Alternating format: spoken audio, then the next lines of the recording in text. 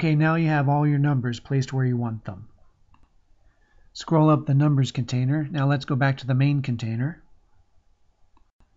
Back to the position controls, and if we tumble it, we can see that the numbers are intersecting with the clock face. We'll put a little spin on it to give it a more 3D look. Right now I'm in draft mode. It's a lower quality mode, but things just move along a lot more quickly when you're in this mode. It's a good idea from time to time, though, to go back to the high mode to see what things really look like. While we're in the container, let's go up to the Shadows tab. Nothing's selected right now. If you select a shadow while I have it in high mode, you'll see that the numbers are casting a shadow on the face.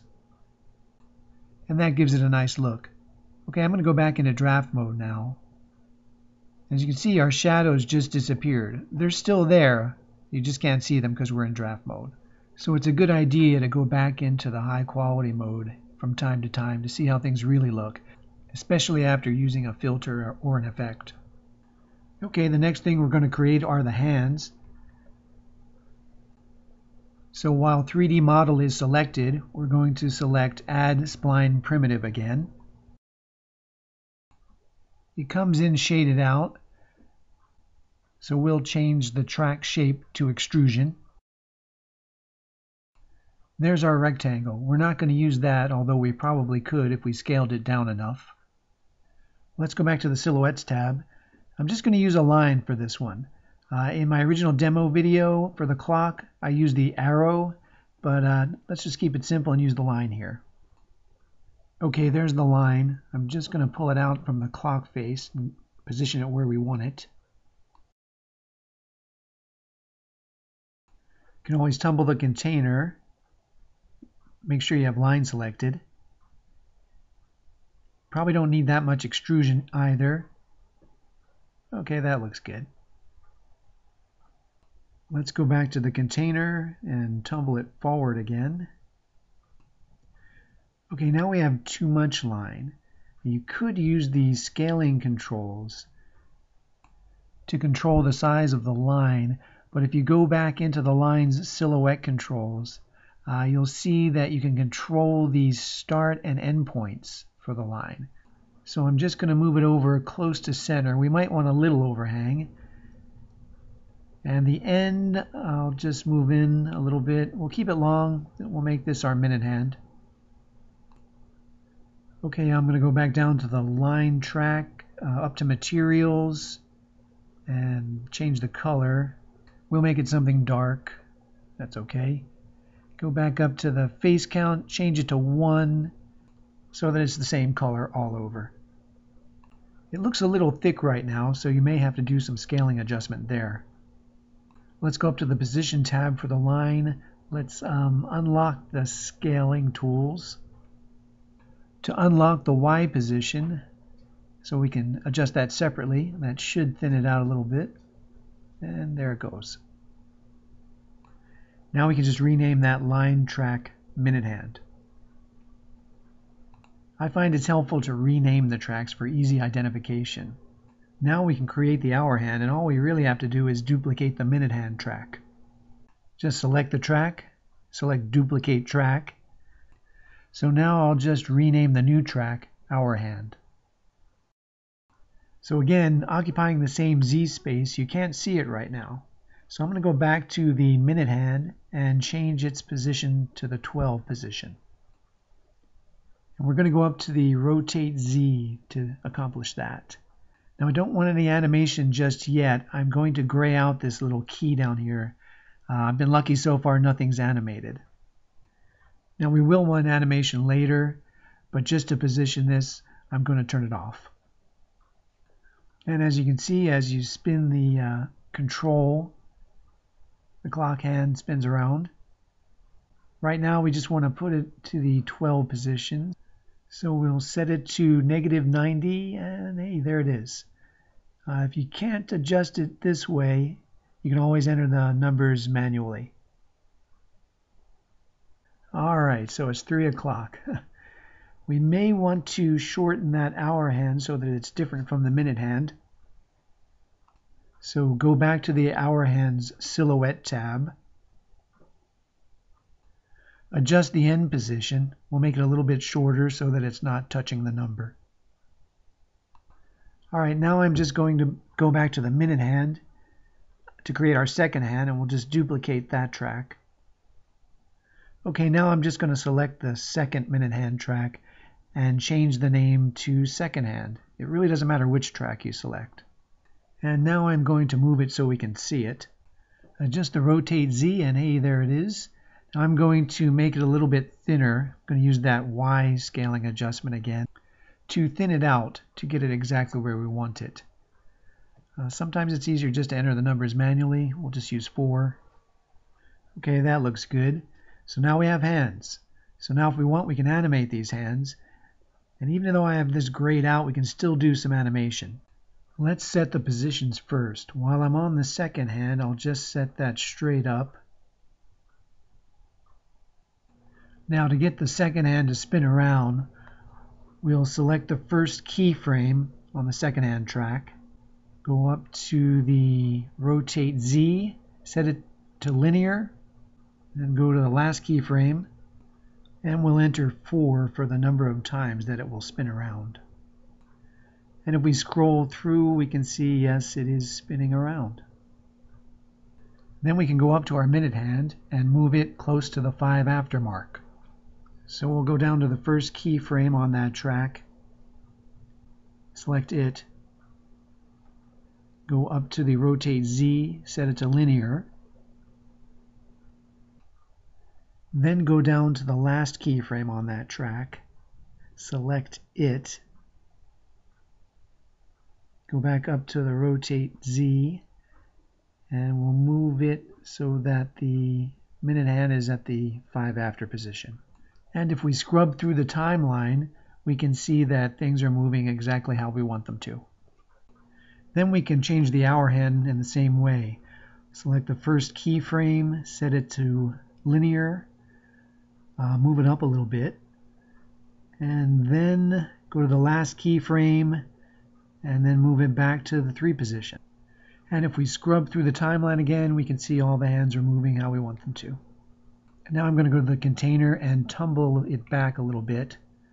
Now you could just change the color of the extrusion on the clock face to make the clock body, or you could make a separate body that frames it, which is what I did in my demo video. The easiest way to do that is just to select the clock face, duplicate that track, and then we'll rename that track Clock Body. We'll go up to the Materials tab, change the color, let's make it red, a little darker, okay. Now you can't really see it right now because the clock face and clock body are occupying the same space. If we go down and wink out the clock face, you'll be able to see it now. And there it is. Okay, I'm going to make the body hollow now so that it surrounds the clock face. Let's go into the Silhouette tab of the clock body and go up to check to see that the fill is on, the border is checked on. Okay, I'm going to turn the fill off, and I know what's going to happen now just based on these settings. Hey, everything just disappeared. Even though I have the border checked, the edge width is down to 0. And I've done this so many times, and I can never figure out why I'm not getting any border. And it's because the edge width is at 0. Increase the edge width, the border appears. And that should make it thick enough to surround our clock face. We bring back the clock face now. And there it is.